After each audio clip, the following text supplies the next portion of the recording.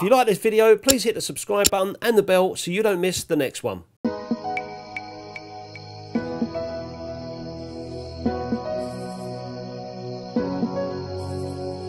Hi guys, and welcome back to my channel. Welcome back to the car. In fact, we've never been to a car show before, so welcome to the car show. This is a car show near where I live on the Isle of Wight, and I didn't even know it was on. I went out shopping this morning with my wife. She wanted to go into some clothes shops and whatnot, and I was kind of rushing her back because on the way I saw the sign saying car show, and I thought, well, it might be a nice little opportunity to bring the camera out and take a few photographs as well. So it's quite busy up here, and it's bloody hot as well. So I've got a drink in my bag, and I've got my hat on as well, just to stop my bald head getting burnt. But my weapon of choice today is in the bag, and it's a Nikon F90X with a Ilford FP4 film, and I've got 36 exposures, a lot more than I'd usually want to take, to be honest with you. I reckon I'm only going to get through probably maybe 10 decent ones, and then I'll just burst off the rest randomly and see what I can come up with. So here I am at the car show. I'll do a little bit of video around the car show, and then I'll get the camera out and... Right, mate. I'll get the camera out and do some photographs off camera, get back, develop, and see what I've got at the end of the day. So I'm only anticipating to be here for about an hour or so. So yeah, let's walk around and show you the car show.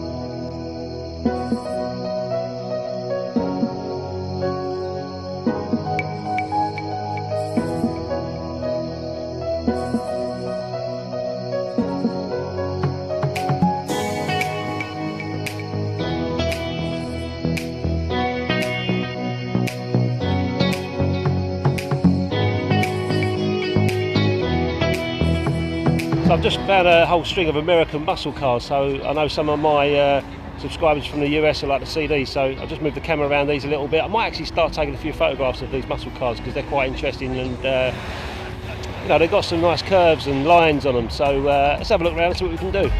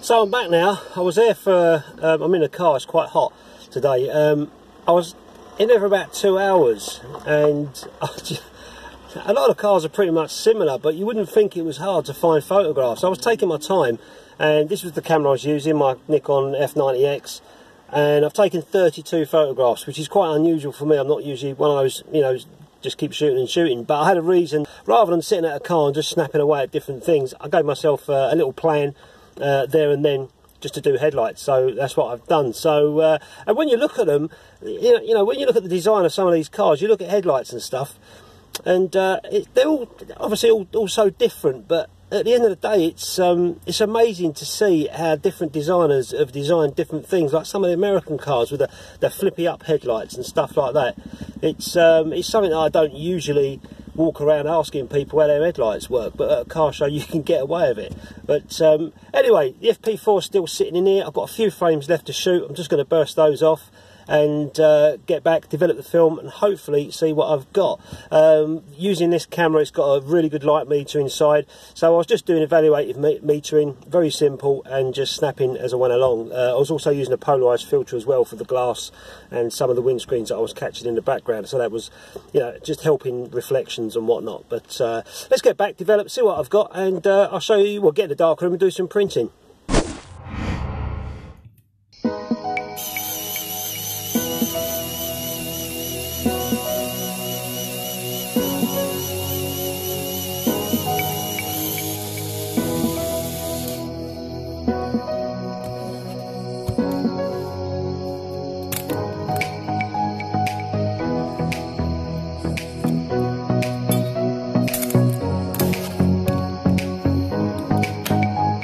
So I've just taken the film out of the camera, as you just saw, and I'm in my kitchen. I'm not going to go in the darkroom and do this because we're having a heat wave at the moment in the UK and it's bloody hot, and my darkroom especially is it's like a sauna, so I won't be going in there for any unnecessary reasons other than printing, which I'll do later on this evening when it's cooled down a little bit. But at least for now I can develop the film and get it out and get it out to dry. So I've got my chemicals ready. I've got the X-Tol stop and the fix as well. The only thing I need to do is just to make sure that this X-Tol is going to cut the mustard for me. You know, the old saying is once bitten, twice shy. I got bit by a German Shepherd once, right on the forehead when I was a kid, and you know, I won't be poking my head through any fences again. Always remember that. So the other day I was developing a roll of film, and it came out underdeveloped, and it came out really low contrast, and the photographs were quite good, but I ruined the whole load of film because the developer was exhausted. So I wish I'd done a quick test beforehand, which is what I'm going to do now. So I've just put a little tiny bit of that X-Tol, diluted it 1 part by 1 part into this film canister, and I'm going to put the leader of this film that I've used at the car show inside here. And because it's already been exposed to daylight, that leader, it should turn black. If it doesn't turn jet black, then I'm going to have to mix some new X-Tol. So let's do that quick test first before I put the rest of the film inside for development. Okay, so I'm back now. The film's inside the canister. There's the leader there, and let's move all this shit out of the way. There's the leader there, and I'm just going to put it inside there, which has already got the X-Tol in. And hopefully that'll go jet black after development time. Just going to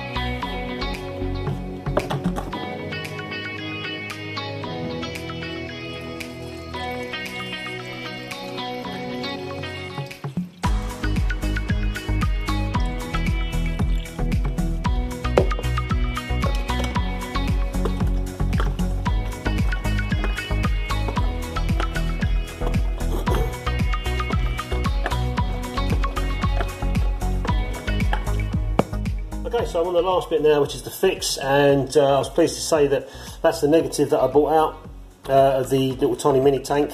I don't know if you can see it, but it's jet black, which says to me it's great. If it wasn't, if the developer was shot, then that would be a lighter colour, and it wouldn't be jet black, which means my developer would be not good for this film.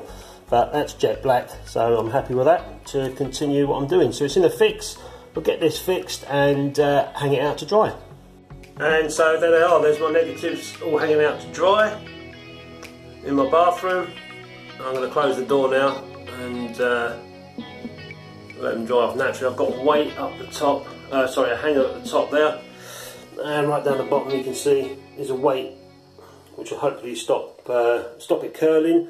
And the temperature in here is about, well, it's just normal, it's quite cool actually. It's not over, it's quite hot outside, but it's not hot in the house. So I'll close the door, I'll let these dry naturally, but the negatives look really nice, and I'm looking forward to going in the darkroom and doing some printing.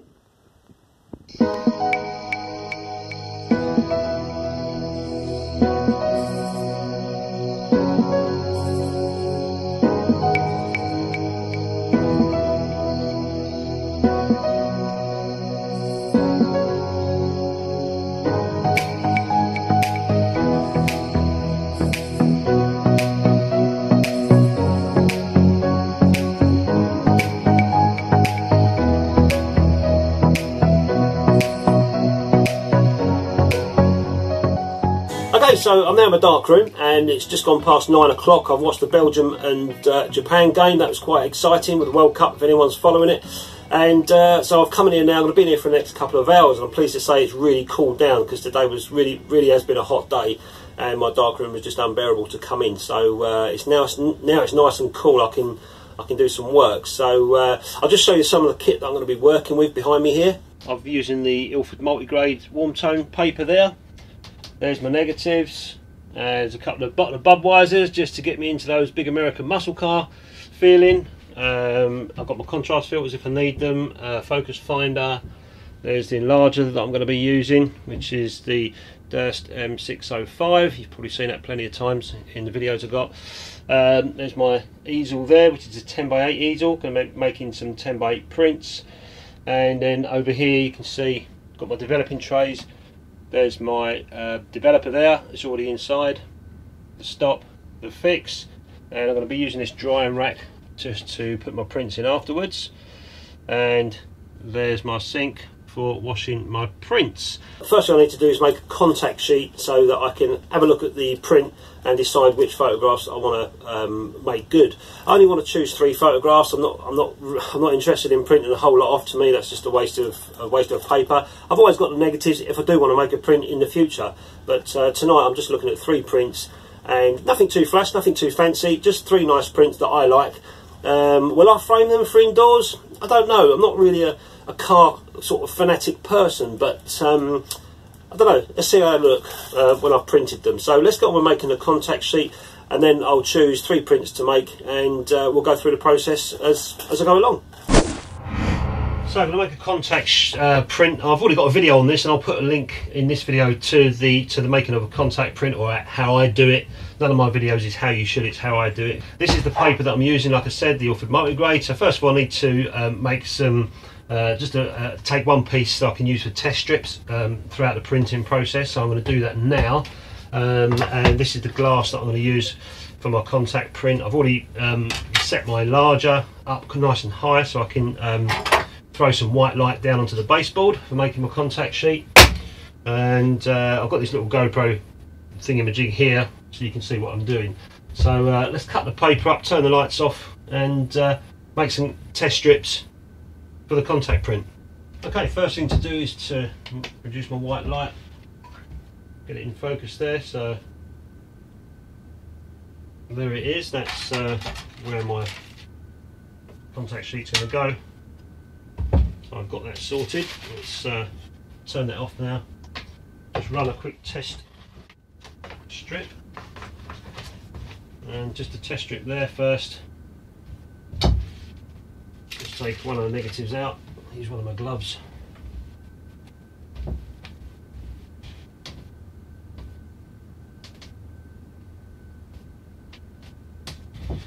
On goes the glove.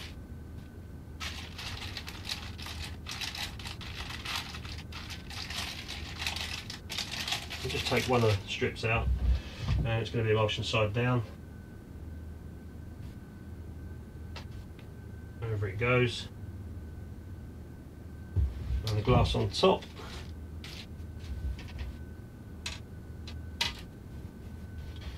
And I'm going to do this in increments of, I'll put the aperture on my lens to 5.6 there.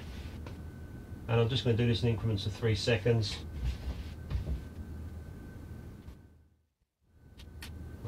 there we go. 3, 6, 9,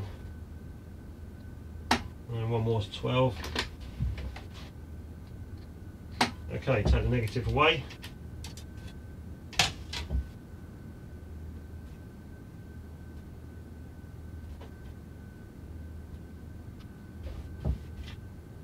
And develop this little test strip here.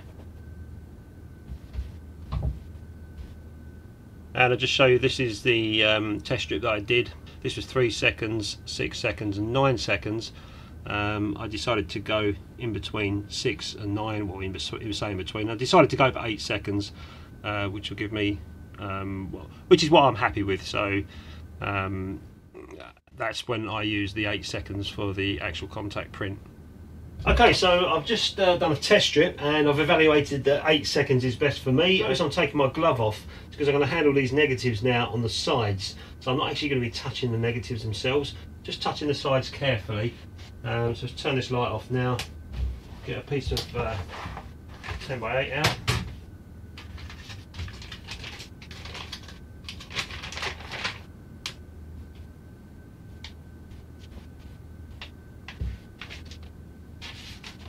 There it is.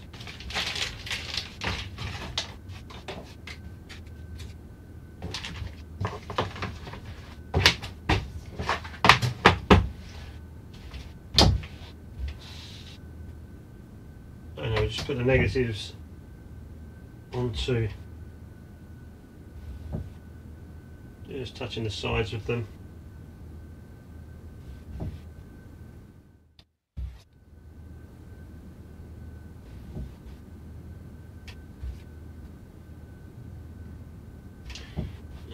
One that fits well. Place the glass over,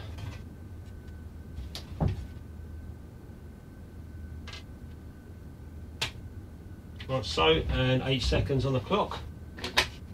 Off it goes.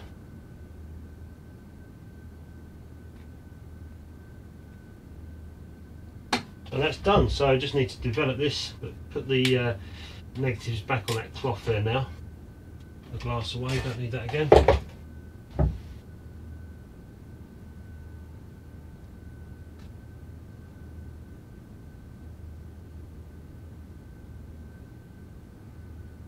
There go the negs, and we'll get this developed. And it goes, and it will be in there for a minute, exactly the same as the test strip that I did. And it's important to get your contact print right, because it's going to show you, if you get it right, it's going to show you, you know, how well you're doing in your photography, if any of them are underexposed or overexposed, as well as a reference sheet as well. But I'll be using this tonight, just so then I can look under the magnifying glass and see which photographs I like and want to print. Okay, so hopefully this is coming out clear on the video. Do you know what? There's quite a few I like. I'm just going to stick to my original 3 that I said, but I like most of them, and they come out really well. But just a few have actually really caught my eye, which is this one here, the police car, and also I like this one down here. I'm not sure how well in focus that is, but this big American car here. I'm gonna go for the Jag. I think it's a Jag. Well, it could be a Morgan, I don't know yet until I blow it up. So there's my 3 prints there. One police car, this one I think it's a Jag, I might be wrong, looks like a Jag, and this American 1950s looking car down here as well. And there's one more that I do want to print, and I'll tell you why at the end, is this one here, but I'll come to that afterwards. Okay, so now I know which photographs that I want to print. Let's get the negatives. Well, let's get this one first. We'll work on the police car first, and we'll see what we can do. Okay, so here it is on the easel there, focused in. As you can see, for 10x8, and obviously a little bit of cropping's going on because it's 10 by 8 on a 35mm frame. So let's just do some little bit of focusing.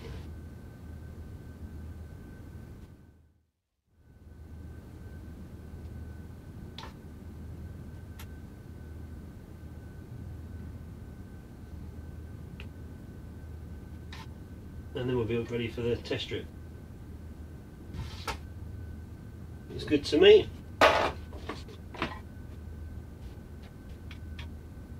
Close the aperture down to f8, and I'm ready to do a test strip on it now. So we'll do 5-second increments. I'll test strip machine out. Get the test strip out.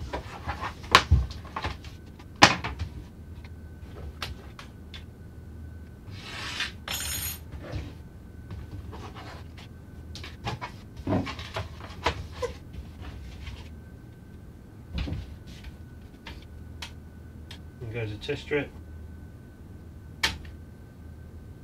and we'll go for actually I'm going to go for 3 seconds, every 3 seconds. There we go.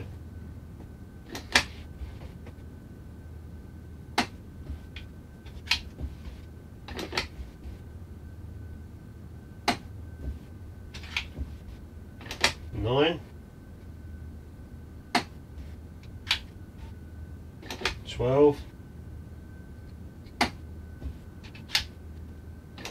15, and last one 18 seconds. So let's pop this into the developer. Okay, so the test strip I'm looking at 3, 6, 9, between 12 and 14. So I'm just going to do 2 smaller test strips. One at 12 seconds overall. There it goes, and just see where to put it. Put it over here, just over the lamp and a little bit of the body works. This is 12 seconds.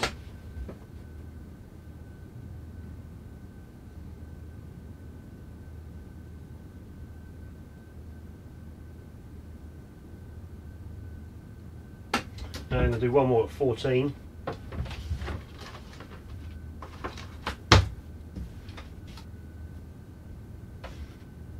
Actually go 15 seconds, not 14.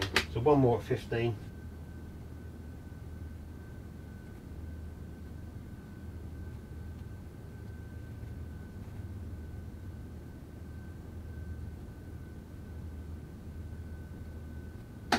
And this one here, I'm just going to tear the edge off so I know that that's the 15-second one, because I'm going to put them both in the developer at the same time. Okay, so lights off.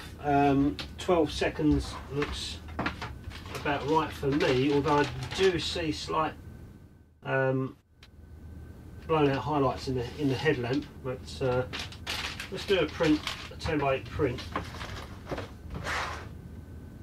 and see what it looks like. And that's the only way we're going to figure this one out.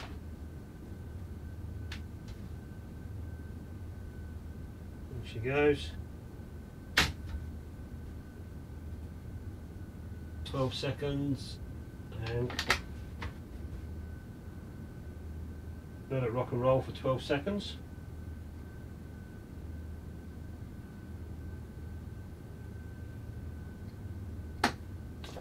Into the developer. We'll leave that in there for about 2 minutes. I'll probably speed this up. You can see it coming through real quick, actually. Now I'm not too fussy, as long, you know, if it's really bad, the blown out highlights, I'll have to work on it, maybe pre-flash the paper or something, maybe use contrast filters. So this is pretty much still in its testing form. Okay, so I've just turned the lights on. There's the print there. It's nice, but it's just too blown out here. There's 2 ways I could tackle it. We're using contrast filters, or I could possibly pre-flash the paper just to take those whites off the paper, so it's not so white on these areas. Not quite sure where to go yet. I'm going to let it dry, have a look and see what to do. So I'm just going to pre-flash this piece of paper here now. I've got this second enlarger set up purposely for this.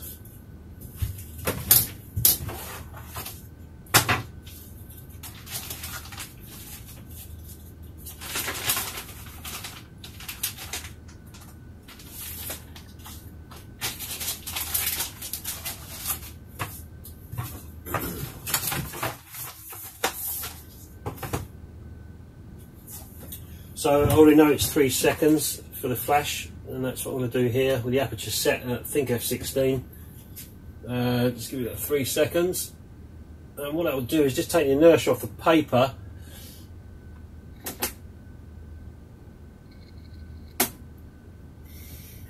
And the trouble with me doing this is I've only got one timer, so I have to switch the power leads back over. That's no big deal. Here's what it is.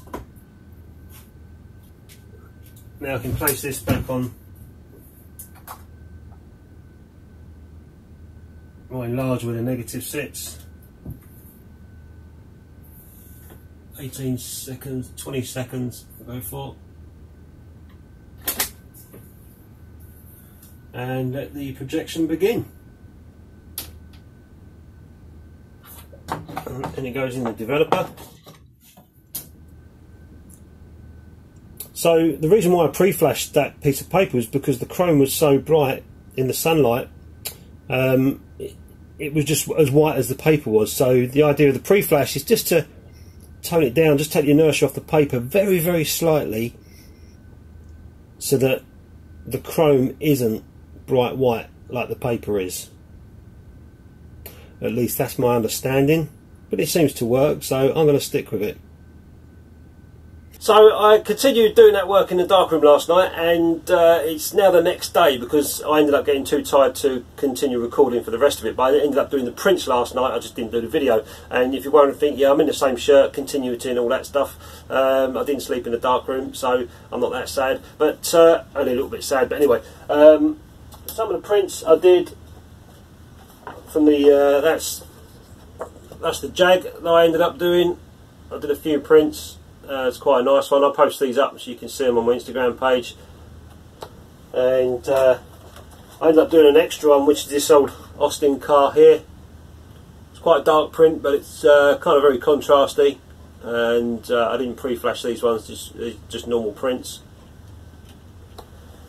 And this one I did pre-flash. You can see, oh, there's that the big old 1950s American car, which is quite nice. You can just see the clouds barely there, but I kind of started losing it in this area. So I decided to do the same 3-second pre-flash, and that's it there, pre-flashed. Exactly the same times. This one's been pre-flashed, this one hasn't. So you can see the clouds have come out more, and I've managed to save the highlights as well. So this is quite a nice print. This one is the second one, but that's the better one out of the two. So hopefully you guys can see this alright. This is the first print that I did. I just wasn't happy with the highlights, they were just too blown out here. And this was the pre-flash paper that I did. Granted, I left it a little tiny, just a couple of seconds longer on the enlarger, just to burn it in a bit more. And to me that's come out far more pleasing than that one there. And it's just a little technique. Whether it's right or wrong the way I'm doing it, I don't know. But it seems to work for me, and I'm happy. So that's the first print that I did, and that's the pre-flash test that I did as well. You can barely see it. That was the 3 seconds. You can see 6, 9, 12 and so on, and it's very hardly noticeable. I've actually written lines on the paper so I can see where I am, but it's just a very, very slight difference between the white and the flash at 3 seconds. You can't really see it on this camera. So that's the two prints, the first two prints that I've done. So I'll come back to this one, this car here. Now the people that own this car, I can't remember the name of it, forgive me, I can't remember the name of the car, but they were really nice, hospitable people, and I sat down with them and we had a chat and we was talking about cars and whatnot, and so I'm going to give this print to them people, and I've got their details, so that's going to go off to them and they can have that. Yeah, so if they're watching this, thanks a lot for letting me sit down and talk to you at the car show. It's nice meeting you. So that's going to go off to them. So yeah, anyway guys, I quite enjoyed it, walking around a car show, taking pictures of cars. Unfortunately I didn't get much time to look in the cars. It's only when I got back and I realised I didn't really take much time for myself to take all these cars in. But I'm sure there'll be another car show at some point where I'll pop along with my camera without making any videos, so I can just enjoy it for a bit of me time. But I hope you like the video. As I say, it's the stuff that I do is how I do it. It's not what you should do, it's just what I do. And if you enjoy my videos and it helps you, then they're doing their job and I'm a happy bunny. So the pre-flashing thing, I'm not no expert on it. I'm sure there's lots of write-ups online about it. I've never been taught it before, but just through playing and experimenting, I've managed to find that it does help me out with some of my prints. So anyway, hope you like the video. Give it a thumbs up, share and all that stuff, and I'll catch you next time. PS, it was a bit of a long one, sorry about that, but I just thought I'd let it ramble on a little bit, with me rambling on a bit as well. Cheers!